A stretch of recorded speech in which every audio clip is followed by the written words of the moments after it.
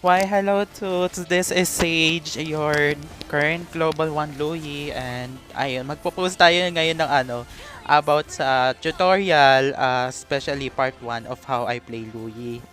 For this technique, this is actually my signature move, kung mostly kung ginagamit sa rank game. Etong technique na to is parang pampagulat lang talaga or mag-jump in ng kalaban. Now, etong technique na to is we're going to start with kailangan mo i-predict yung mga kalaban kung saan sila papunta. Now, for a way para ma-predict kung saan sila mapupunta for this outside of the map is kailangan mo mai-check kung may minion ba na padating or at least kung padating ba yung mga kalaban doon. Now, for how this does this work is kailangan mo lang tutok mo yung teleportation mo kay Louie or also ultimate sa outside of the map para di makita ng kalaban kung saan ka papunta or saan ka magte-teleport. This will be quite actually unpredictable since hindi nila ma-expect na biglang may susulpot na kalaban.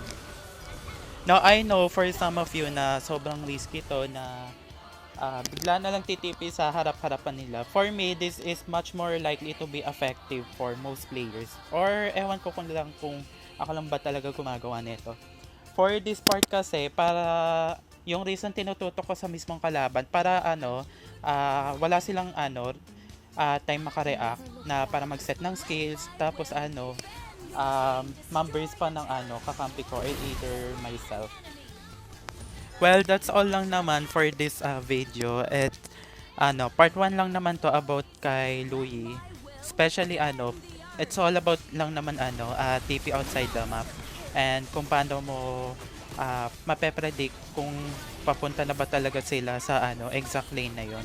I advise na mas maganda gawin tong technique na to especially sa side lane since kapag mid lane, mas mataas talaga na hindi makikita talaga ng kalaban. And most importantly, ikaw ay dapat magli-lead ng kasama mo. Kasi yun ang Louie. Ikaw dapat magli-lead, ikaw dapat maging leader para sa team mo. Bye!